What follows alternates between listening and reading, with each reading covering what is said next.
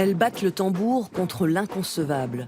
En Argentine, une femme est assassinée toutes les 32 heures, le plus souvent par son conjoint ou son ex-compagnon. En 10 ans, elles sont près de 3000 à avoir succombé aux violences conjugales. En Argentine, une femme a pratiquement 2 fois plus de risques d'être tuée qu'en Europe.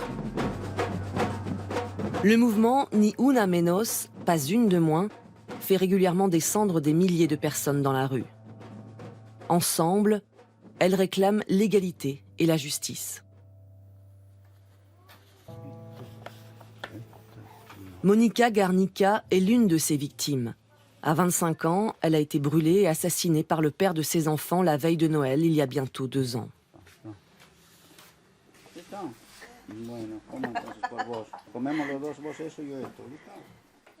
Depuis, les 3 enfants de Mónica vivent chez leurs grands-parents, qui s'occupent souvent de leurs 4 autres petits-enfants.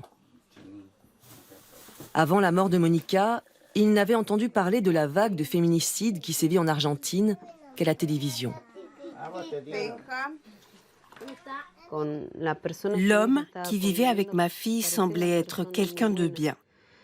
Je ne sais pas s'il faisait semblant ou s'il était sincère.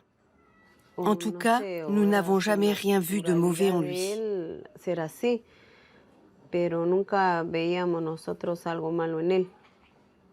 Je veux le regarder dans les yeux et qu'il me dise tout. Je veux lui demander pourquoi il a fait ça à ma fille. Pourquoi il n'a pas pensé à ses enfants.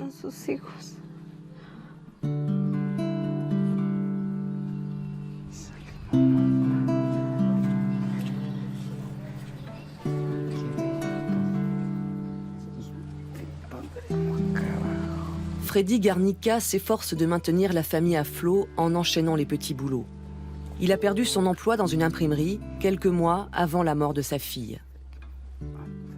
Je souffre beaucoup, mais je ne le montre pas. Je ne le montre à personne, pas même à ma femme, car elle aussi, elle souffre. Mais je ne veux pas qu'elle craque parce que moi, je me sens mal. Oui, je reste l'homme de la maison, comme si rien ne s'était passé, car je dois veiller à leur bien-être, à tous.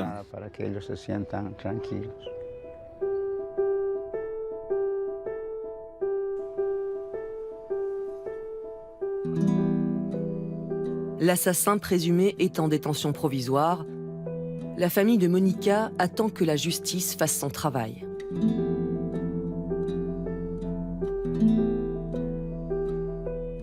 Le féminicide est inscrit dans le code pénal argentin depuis 2012. Et l'avocate Mónica Cuñaro a été l'une des premières à obtenir la perpétuité pour ce type de crime.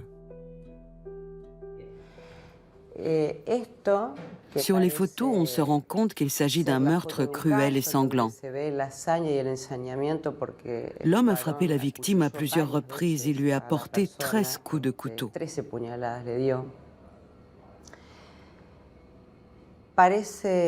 Cela peut sembler être un cas isolé, et pourtant ce n'est absolument pas le cas. Le machisme, profondément ancré dans toutes les couches de la société argentine, serait l'une des causes de ces féminicides. Selon l'avocate, beaucoup de femmes assassinées ont longtemps souffert de violences.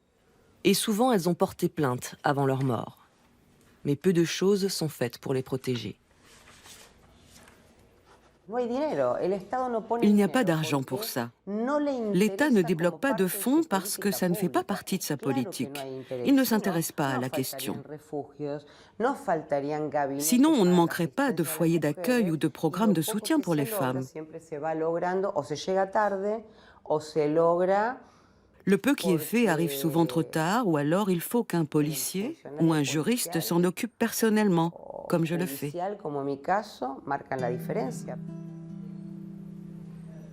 Mónica Cuñaro salue la pression de la rue. Le mouvement féministe argentin a, selon elle, amorcé un changement de mentalité chez les jeunes.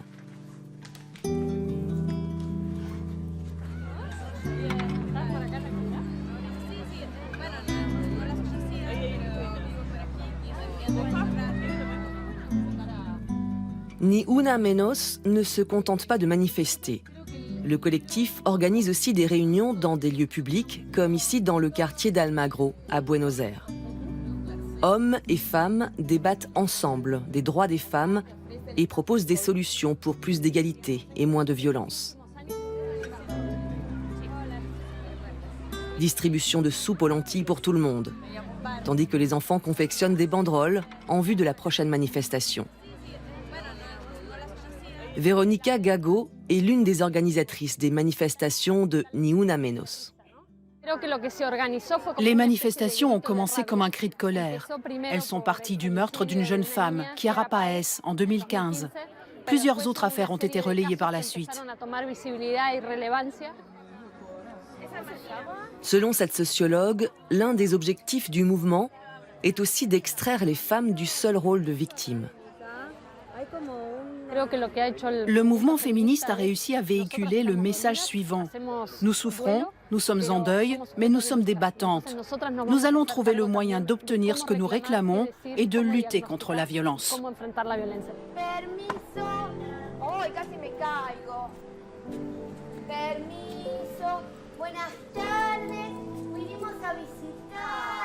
Marcela Morera a fait une tentative de suicide après la mort de sa fille, tuée par son compagnon alors qu'elle était enceinte. Elle a choisi de soutenir un foyer d'accueil privé pour femmes. Aider les autres lui permet d'avancer. C'est tellement important de venir ici et d'apporter de l'aide.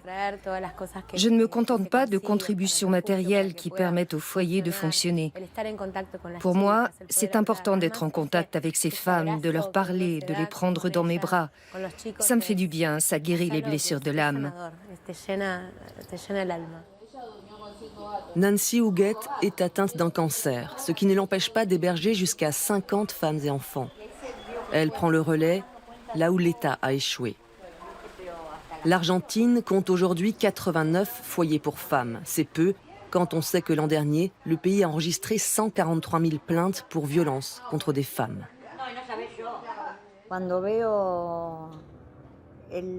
Quand j'ai vu mes proches et mes amis endurer les violences, les maltraitances et être soumises, je me suis sentie impuissante. Le problème était toujours le même. Où pouvait-elle bien aller? Un jour, j'ai dit à l'une d'entre elles, « Tu n'as qu'à venir chez moi. » Elle a été la première. Les femmes gagnent l'argent qui leur permet de vivre en revendant des vêtements d'occasion. Nous n'avons pas pu les filmer car leurs maris ne doivent pas savoir où elles se trouvent. Parfois, certaines femmes maltraitées décident de rentrer chez elles, pensant que leur conjoint a changé. Marcela tente de les raisonner. Le plus souvent, je me montre assez dure avec elles. Je leur dis « Regarde où ça a mené, ma fille. Tu veux finir comme ça, toi aussi ? Moi, je n'ai pas envie d'aller fleurir ta tombe. »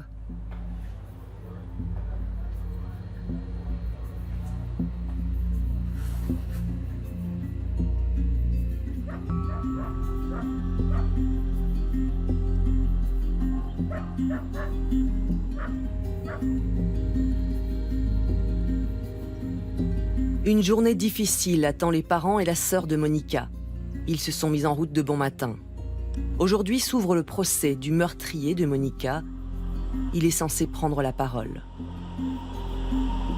Les proches de la jeune femme espèrent un jugement équitable, même si rien n'est gagné, car après un féminicide, les acquittements ou les peines dérisoires ne sont pas rares.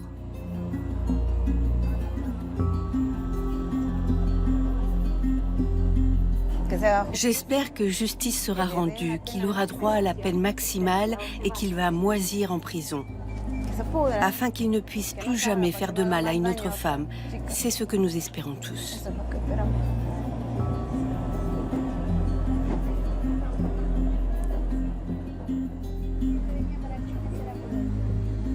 D'autres parents de femmes assassinées attendent déjà devant le tribunal. Sur leurs vêtements, ils arborent la photo d'une victime. Certains se battent depuis des années contre l'impunité des meurtriers. Nous, les proches, nous devons nous serrer les coudes. Nous avons vécu la même chose et nous avons besoin de soutien. Nous savons ce que les parents de Mónica traversent en ce moment. Ils revivent la mort de leur fille. Nous devons nous aider les uns les autres.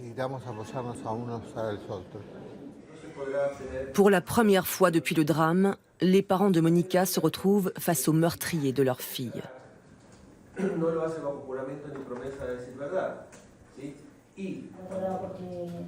Ambiance tendue. Plusieurs témoins ont été menacés par la famille de l'assassin. Mais cela ne les empêche pas de prendre la parole et d'accabler Miguel Saracho. Il aurait crié à Mónica « Je vais te tuer ». Émus, les parents de Mónica écoutent la déclaration du meurtrier. Va-t-il reconnaître son crime? J'ai sorti les vêtements de l'armoire pour y mettre le feu. Elle les a jetés au sol. J'ai pris de l'alcool et je l'ai versé sur les vêtements qui étaient par terre. Quand j'ai mis le feu, elle s'est jetée dessus.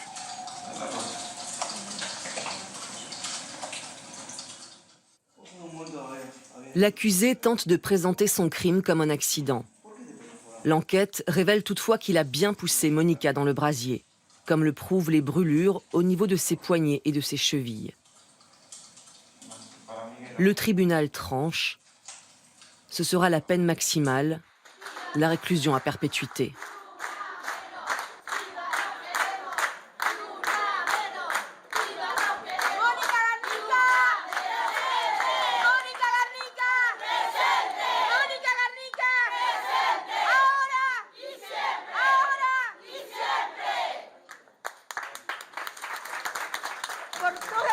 Au nom des femmes assassinées, merci. Je tire mon chapeau à ce tribunal. Merci.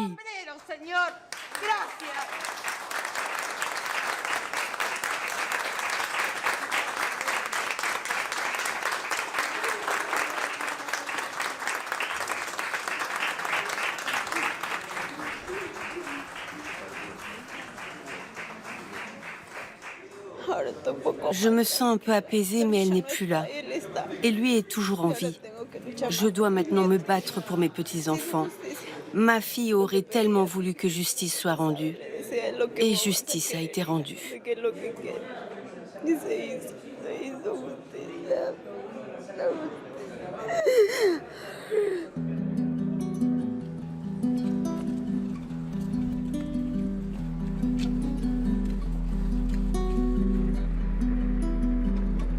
Pour d'autres, l'attente est beaucoup plus longue.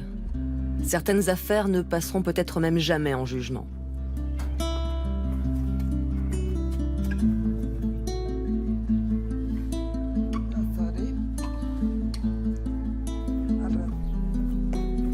Il y a 8 ans, Mayra Maidana a survécu de justesse à une tentative d'assassinat de son mari.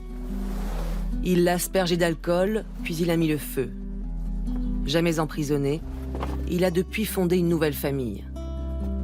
Avec sa mère, Mayra déploie la petite piscine qui lui a sauvé la vie. Cette piscine m'a sauvée. Je pense que si elle ne s'était pas trouvée là, je n'aurais pas survécu. C'était le seul endroit où il y avait de l'eau à la maison. Son mari avait fermé l'accès à l'eau de la citerne.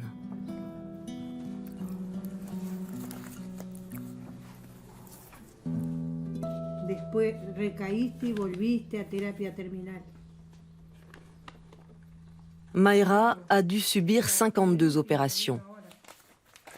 Elle a perdu son œil droit et porte désormais un appareil auditif. Je crois que ça leur fait plaisir de se dire que les hommes ne nous regarderont plus jamais. Ça fait partie de leur satisfaction quand ils n'ont pas réussi à nous tuer, parce que c'est ça qu'ils voulaient. Quand on met le feu à une personne, on ne s'attend pas à ce qu'elle survive. La mère de Mayra conserve ses pièces à conviction depuis la tentative de meurtre. La chemise que portait Mayra cette nuit-là et la bouteille d'alcool dont s'est servi son mari.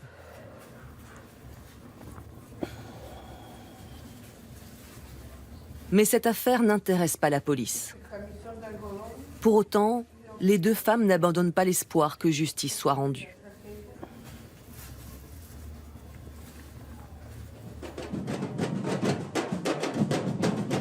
Malgré les manifestations régulières, le nombre de féminicides ne baisse pas et la crise économique qui frappe l'Argentine n'arrangera pas la situation, selon la sociologue Verónica Gago.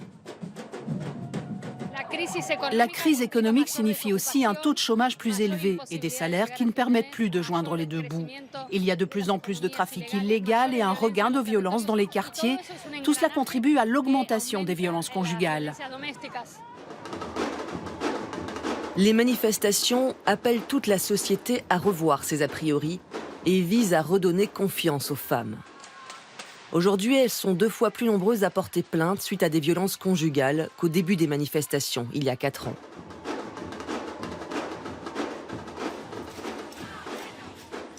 Le mouvement protestataire ne vise pas les hommes, mais avant tout le machisme et l'idée que la femme est un objet qui appartient à son mari.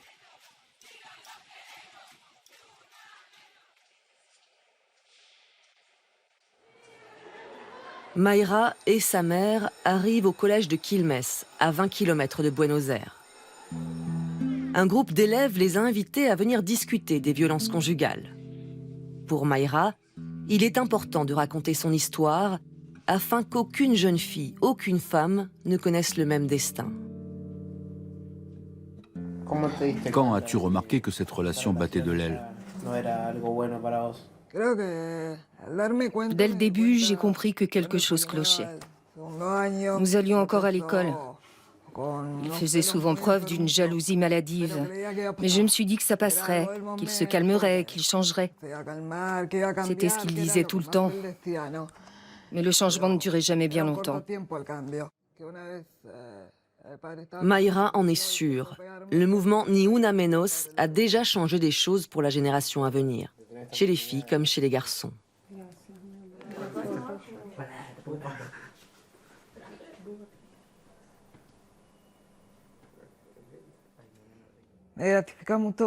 Je suis ravie qu'autant de jeunes s'intéressent à ce sujet, dans des conférences, dans les manifestations, partout. Ça me rassure, nous mettons un frein à la violence. Nous arrivons à faire comprendre aux gens que ce qui se passait avant n'était pas normal. À l'époque, on se disait, il vaut mieux que je me taise, parce que c'est mon mari.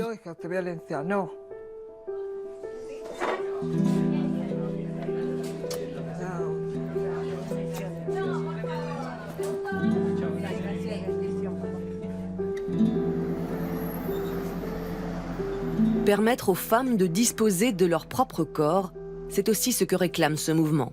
En clair, le droit à l'IVG.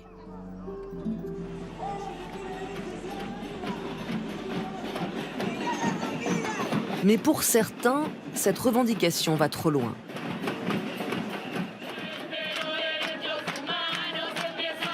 Les militants chrétiens anti-avortement défilent aussi dans les rues. Ils brandissent le drapeau argentin et demandent un durcissement des lois.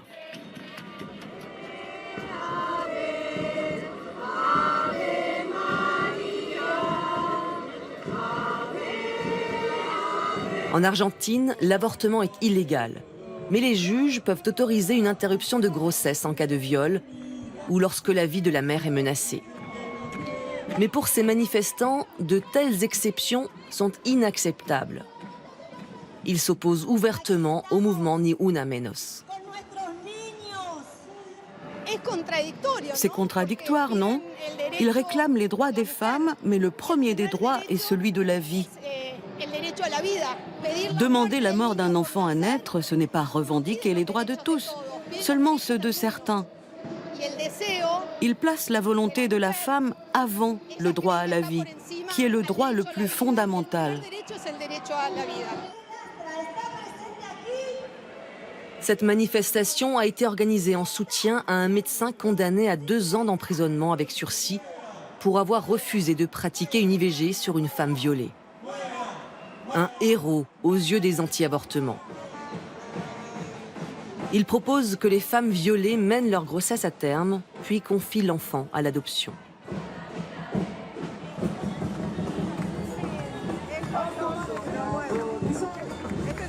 C'est un bébé de 10 semaines. Il est tout petit, mais il a envie de vivre.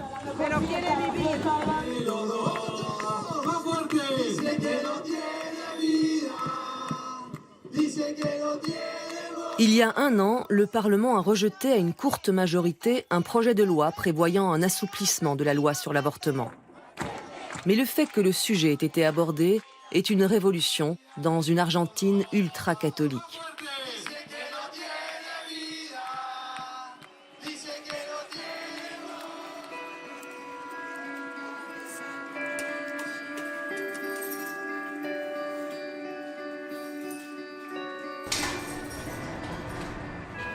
Malgré l'interdiction, 500 000 femmes ont chaque année recours à l'avortement clandestin, selon les estimations des ONG. 10% de ces femmes sont confrontées à des complications. Elles sont alors admises aux urgences dans des hôpitaux, comme ici à La Plata, à 1 heure de Buenos Aires.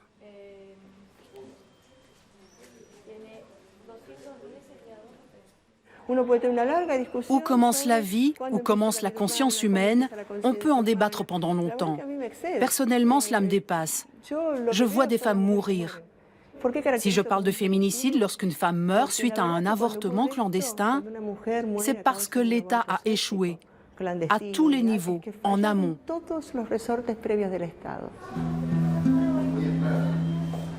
Médecin en soins intensifs, Elisa Estensoro appuie les revendications du mouvement Ni Una Menos en faveur d'un avortement légal et gratuit et d'une meilleure éducation sexuelle.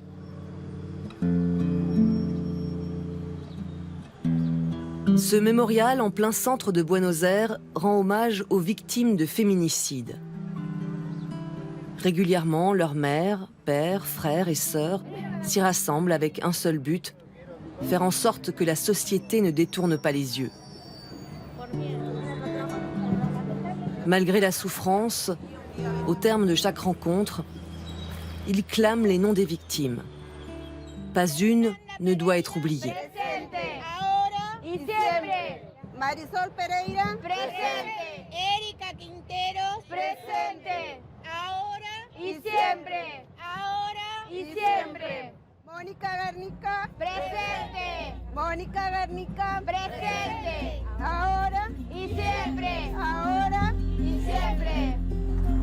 Ah, mira las florcitas, igual estamos llevando florcitas para tu mamá. C'est une journée douloureuse pour les parents de Mónica Garnica. Aujourd'hui, leur fille aurait eu 27 ans. Elle est inhumée dans un cimetière privé. Même si la famille peine à payer les mensualités, ils ont voulu offrir un cadre paisible à leurs petits-enfants pour se recueillir sur la tombe de leur mère.